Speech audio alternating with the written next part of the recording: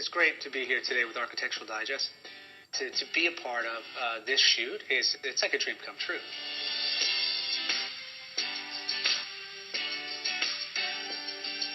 It was a Frank Gehry home, and it was really an artist's loft. It was built in the late 60s, early 70s.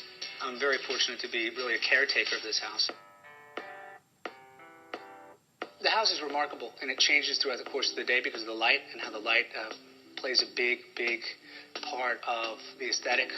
When I first got the house, I thought it was really important to reach out to talk to Frank Gehry and to get his experience of making the house and why he designed it and all that, and invited him up to have a drink, and we were having a party, and he sat up in the upper loft, and he said, "This is my favorite spot." And this was a big transition for him because it was his first time to really build a home, not a home, but a studio, the way he wanted to. And certainly the choice of material with the corrugated tin was revolutionary at the time. It started off with a small little horse shed, and they took that idea and ran with it and expanded it.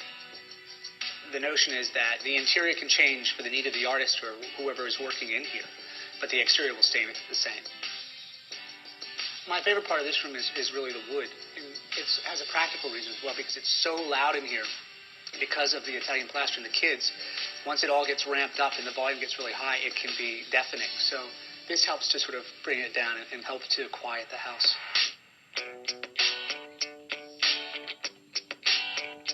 It was never really designed for a family. So you have to make modifications. But what's great about it is you know where everybody is in the house at any one given moment. So there's no separation.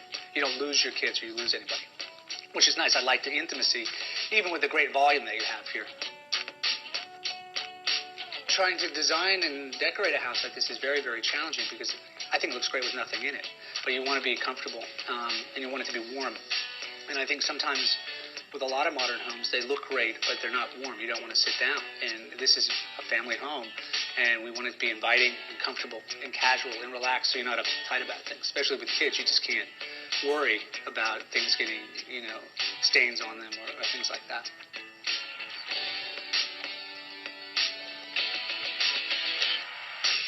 Well, because this is an artist's loft, I think it inspires a lot of people to be creative, and it's nice to see this space being used in that way.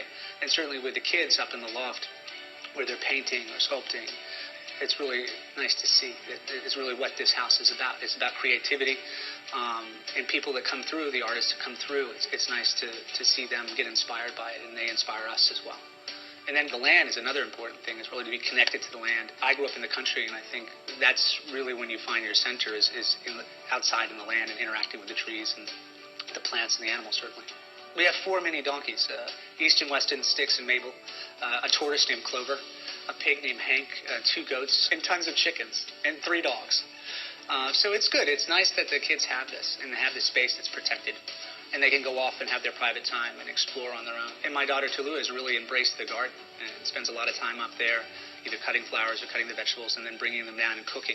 I think that, to me, gives me so much satisfaction to know that she's doing that. And it's fun here. I mean, it's like I said, you're a caretaker of a house, and you have to be very careful to nurture it and sustain it and hand it on to someone else eventually.